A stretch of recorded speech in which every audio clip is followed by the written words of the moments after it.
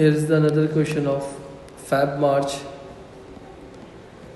2020, paper 32, question number 4 और ratio analysis का सवाल है। रेशियोज़ के लिए आपको फॉर्मूले याद होना बहुत ज़रूरी है। अगर फॉर्मूले याद नहीं होंगे तो थोड़ा सा स्टक होगे। किस नाम से सवाल था ये भी ज़रा चेक कर लो। Summarise statement of financial position of JPLC 31 December 2019 as follow. आपके पास जे लिमिटेड जो की नाम से एक कंपनी है और उसने क्या किया हुआ है, कुछ उसकी समराइज वैल्यूज़ दी हुई हैं और वो वैल्यूज़ क्या हैं ये देख लेना। नॉन करंट एसेट्स आपके टोटल एसेट्स दिए हुए ये रहे। टोटल इक्विटी एंड लाइबिलिटी दी हुई है 4680, यानी थाउजेंड्स में है। The following information is also available. JPLC profit from operations was 588,000, which means कि ये वो प्रॉफिट है जिसमें इंटरेस्ट और टैक्स शामिल नहीं है बेटा। डिविडेंड 0.12 पर शेयर आप पे कर रहे हो ड्यूरिंग द ईयर और 0.08 जो पर शेयर है वो प्रपोज्ड है। प्रपोज्ड डिविडेंड मतलब आपने अनाउंस किया है डिक्लेयर किया है मगर अभी तक दिया नहीं है। मार्केट प्राइस आपके एक शेयर की कितनी है 3.20, विच इज़ वेरी गुड, क्योंकि आपने एक रुपये की चीज़ के आज वैल्यू कितनी है 3.20 है, जिससे शेयर होल्डर का कॉन्फिडेंस बढ़ेगा। कैलकुलेट 2 डेसिमल प्लेसेस, रेशोज निकालने। Earning per share earning per share क्या फॉर्मूला होता है? अगर फॉर्मूला याद नहीं है तो नहीं कर सकते। अर्निंग पर शेयर बता सकते हो क्या फॉर्मूला होगा? जी बेटा, अर्निंग पर शेयर जितनी मेरी अंडरस्टैंडिंग कहती है कि अर्निंग पर शेयर का एक फॉर्मूला होता है, वो क्या होता है? अर्निंग्स डिवाइडेड बाय, यानी अगर मैं आपसे बात कर रहा हूँ क्या, अर्निंग्स यानी profit for the year minus preference dividend divided by number of shares, यही फॉर्मूला है भाई। तो अर्निंग्स आप लोगों की कितनी कितनी है? 588,000 है, मगर आपको क्या चाहिए? सुनना भाई, ऑपरेटिंग प्रॉफिट PBIT जो कि कितना दिया हुआ है मेरे दोस्तों, विच इज़ 588,000। उसमें से क्या करते थे? लेस इंटरेस्ट करते थे। इंटरेस्ट कितना दिया हुआ है? 8 लाख का 6% निकालो कितना होगा? 8 लाख का 6% निकालो कितना होगा? मेरे ख्याल से 48,000। तो 488 में से 48,000 माइनस कर दो, कितना बच जाएगा? तो वो प्रॉफिट बिफोर टैक्स आ जाएगा कितना? 540,000। फिर आप क्या करते थे? लेस क्या करते थे? टैक्स करते थे, जो कि नहीं है। तो आपके पास प्रॉफिट फॉर द ईयर यानी आपकी अर्निंग कितनी आ गई भाई? 540,000 आ गई। एग्री? यहाँ क्या लिख लिया? 540,000। नंबर ऑफ शेयर्स कितने हैं? 2 मिलियन के शेयर्स हैं, डिवाइड बाय 1। $2 मिलियन की शेयर कैपिटल है, डिवाइड बाय 1 कर लो तो शेयर्स भी कितने हो गए? 2 मिलियंस के हो गए। तो क्या आंसर आ जाएगा? हेल्प करके बता सकते हो जल्दी, क्विक बेटा। $0.27। Here is the answer of part A का 1 बेटा। अगर तेज़ जाऊँ तो रोक देना भाई। इसके बाद निकालना है प्राइस अर्निंग रेशियो। फॉर्मूला भूल गया, थोड़ी सी हेल्प कर सकते हो? प्राइस अर्निंग रेशियो जिसका फॉर्मूला होता है MPS ओवर EPS, यही होता है। मुझे याद नहीं है भाई, मैंने ऐसे ही गैस किया है। MPS over EPS। MPS given है पॉइंट नंबर 3 में, विच इज़ कितना?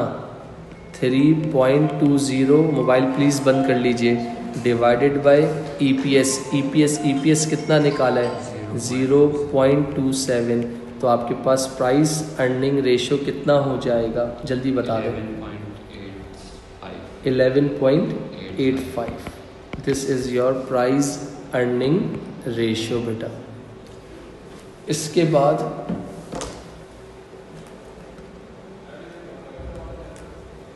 बाद आपके पास यहाँ पर इधर देखना, सबसे इम्पॉर्टेंट चीज़ होगी प्राइस अर्निंग रेशियो।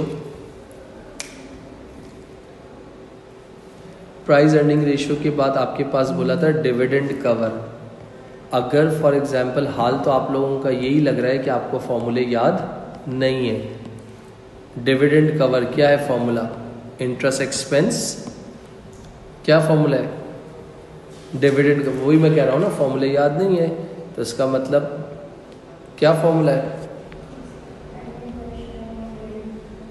यानी earning per share divided by dividend DPS, EPS over DPS. EPS कितना निकाला था तुम लोगों ने? नहीं, अर्निंग पर शेयर की बात कर रही हो या प्राइस अर्निंग रेशियो की? ईपीएस है ना फॉर्मूला, तो 0.27 divided by DPS. DPS given है, कितना गिवन है? 0. डीपीएस कितना गिवन है? Dividend per share 0.12। कितना आंसर आ जाएगा बता सकते हो जल्दी से?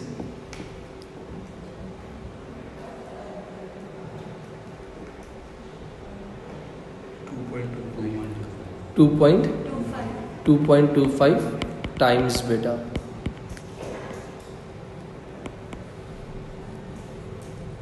फिर उसके बाद डिविडेंड कवर के बाद क्या फॉर्मूला होता है? Dividend yield. Dividend yield, yield का फॉर्मूला क्या होता है? अगेन याद नहीं है, क्या होगा? Dividend ordinary dividend paid and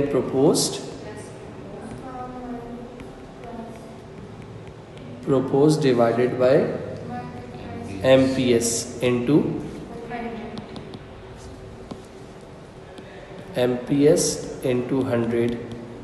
तो डिविडेंड पेड एंड प्रपोज कितना था? 0.12 प्लस 0.08 डिवाइडेड बाय MPS कितना था? 3.20 इंटू 100 कितना हो जाएगा बता सकते हो? 6.25। अब देखो इसमें कुछ पास पेपर के ऐसे क्वेश्चंस हैं जिसमें प्रोपोज डिविडेंड को, अगर अब जैसे ये है 2020 का क्वेश्चन, 2020 के क्वेश्चन की अगर मैं बात करता हूँ तो उन्होंने प्रोपोज्ड को नहीं लिया हुआ, क्योंकि हम प्रोपोज्ड को पहले कंसीडर नहीं करते थे। बट अब जितने भी रिसेंट क्वेश्चंस आ रहे हैं तो हम उसमें क्या करते हैं? प्रोपोज डिविडेंड भी ऐड करते हैं। अगर मैं रिसेंट की बात कर रहा हूँ तो रिसेंट के हिसाब से क्या आंसर होना चाहिए बताओ? कितना आएगा? 6.25%।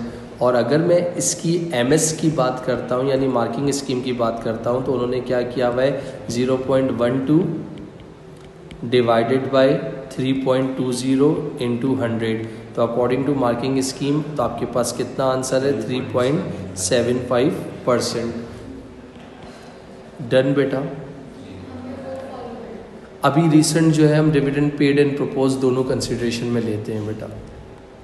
फिर उसके बाद आपके पास यहाँ पर देख सकते हो कि ये सारे जितने भी थे आपके रेशियोज थे जो मैंने फाइंड आउट कर लिए। अब जब फाइंड आउट कर लिए तो इसके बाद इसका जो नेक्स्ट वाला पार्ट है वो एग्जामिनर ने हमसे क्या चाहा है वो हमें थोड़ा सा देखना है। कैसे? 1 मिनट रुकिएगा।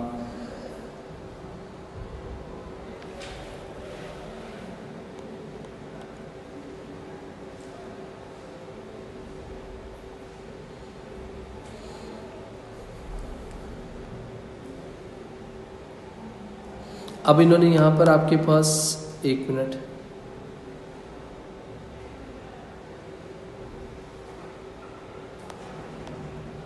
उन्होंने क्या बोला हुआ है? The directors of JPLC aim to maintain a higher dividend in the coming 3 years।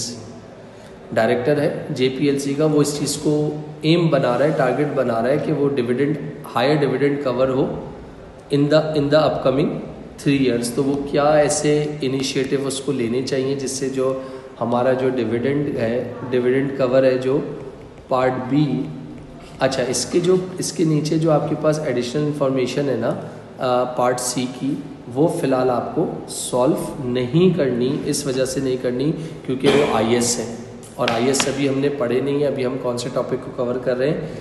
Ratios की कर रहे हैं। तो इसका मतलब आप नीचे वाला एरिया क्या कर देंगे? हटा देंगे। वो प्योरली आपके पास जो पार्ट सी था और आपके पास वो क्या है IS से रिलेटेड था, तो हम उसको अभी सॉल्व नहीं करेंगे। हम सिर्फ इस वाले आंसर को देके हम क्वेश्चन को वाइंड अप कर देंगे। अब यहाँ पर देखना, इसके आंसर में आपको क्या लिखने का बोला हुआ है। Number 1, smaller proportion of profit is distributed to the share holders. सही है। हमें तो उन्होंने बोला है ना, the direct explain why the director, हमें एक्सप्लेन करना है ना, स्टेट सजेस्ट थोड़ी करना है, एक्सप्लेन। हाँ, तुम नहीं, explain why director wish to maintain high dividend cover. तो हाई डिविडेंड कवर का मतलब क्या है कि भाई फॉर एग्जांपल अगर आपके पास अगर आप प्रॉफिट हुआ है तो आप सबका सब प्रॉफिट डिविडेंड में थोड़ी यूज़ कर दोगे, आने वाले सालों का आपको थोड़ी पता है। डिविडेंड कवर का मतलब हो गया कि आपके पास EPS अर्निंग पर शेयर है, यानी आपकी अर्निंग्स पे जितनी ज़्यादा अर्निंग्स होंगी उस हिसाब जितनी आपकी शेयर्स पे अर्निंग होगी उतना आपको प्रॉफिट अच्छा मिलेगा। और नीचे क्या है, डिविडेंड पर शेयर, यानी आपकी अर्निंग का डिपेंड किस पे करता है, डिविडेंड पे करता है, यानी पर शेयर पे करता है। तो कितने टाइम पे जो है आपका डिविडेंड आपका कवर हो रहा है, 2.25 टाइम्स। आप अपने शेयर होल्डर्स को, आपकी कोशिश होगी कि जितना ज़्यादा से ज़्यादा डिविडेंड दो, और जितना ज़्यादा से ज़्यादा, जिसको आप कहते हो साल में एक डिविडेंड दे दिया ना, अगर आपके पास इनफ प्रॉफिट है तो आप दूसरा डिविडेंड नहीं इस्तेमाल करो, अपने पास प्रॉफिट को संभाल के रखो, फ्यूचर डेवलपमेंट के लिए रखो। अगर आज ही आप सब जो कमाया, जो प्रॉफिट हुआ, आप सभी अगर शेयर होल्डर्स को डिस्ट्रीब्यूट कर दोगे तो बेटा आने वाले सालों में अगर आपको एक्सपेंशन करनी है, कोई डेवलपमेंट करनी है, या कोई ट्रेनिंग कुछ करनी है, या कुछ भी एक्स्ट्रा, तो आपके पास तो कैश का शॉर्टेज होगा। और जब इस तरह की कंडीशंस आएंगी तो क्या होगा, शेयर होल्डर्स का कॉन्फिडेंस आपके ऊपर से गिर जाएगा, लूज़ हो जाएगा। तो उसके हिसाब से हम उसको देख रहे होते हैं। पहला पॉइंट क्या हो गया, स्मॉलर प्रोपोर्शन ऑफ प्रॉफिट। ये क्या लिखा है, सुनो मेरी बात, smaller proportion of profit is distributed. Large नहीं लिखा, कम से कम दो, इक्विटी का प्रॉब्लम ना आए, लिक्विडिटी का प्रॉब्लम ना आए। दूसरा पॉइंट आपके पास क्या हो गया भाई, want to maintain higher retain earning, यानी आपके पास क्या, जितनी ज़्यादा रिटेन अर्निंग्स हाई होंगी, शेयर होल्डर्स का कॉन्फिडेंस बढ़ेगा। उन्होंने वो सोचेंगे कि यार इन्होंने एक मरतबा डिविडेंड दे दिया, अगली दफ़ा नहीं दे पाए, फिर क्या करोगे। तो रिटेन अर्निंग्स होंगी तो शेयर होल्डर्स को इतना ख्वाब दिखाओ ना जो पूरा कर सकते हो। अगर जब तक वो आपके साथ कॉन्फिडेंस में हैं, देखो कुछ ना मिलने से कुछ मिलना बेहतर है, और वो आपके साथ कॉन्फिडेंस में है, जब उनका ट्रस्ट आप पे बिल्डअप हो जाएगा, उनके लिए आपके बिज़नेस की गुडविल अच्छी हो जाएगी, तो वो ऑटोमेटिकली आपका डिमांड क्या हो जाएगी, बढ़ जाएगी, उस शेयर प्राइस की प्राइस क्या हो जाएगी, इंक्रीज हो जाएगी। And the third one is, यहाँ पर क्या हो गया आपके पास, there may be capital commitments in the future. क्या लिखा है, there may be capital commitment in the future for the expansion of the business, कोई purchase of non current assets. फिर उसके बाद तीसरा पॉइंट क्या हुआ, अच्छा अगर आपके पास लिक्विडिटी कैपिटल इशू आता है तो आप किसके पास जाओगे, बैंक के पास जाओगे, फाइनेंसिंग लोगे। फाइनेंसिंग लोगे तो फिर इसमें गेयरिंग बढ़ेगी, रिस्क बढ़ेगा। जब रिस्क बढ़ेगा तो आपको इंटरेस्ट पे करोगे, इंटरेस्ट पे करोगे तो आपका प्रॉफिट क्या होगा, कम होगा। अच्छा तीसरा पॉइंट, मे अट्रैक्ट, इस तरह के फैसले जो हैं क्या करते हैं, शेयर होल्डर्स को अट्रैक्ट करते हैं, यानी इन्वेस्टर्स को अट्रैक्ट करते हैं कि वो आपकी कंपनी पे फिर वो ज़्यादा से ज़्यादा क्या करते हैं, इन्वेस्ट करते हैं बेटा।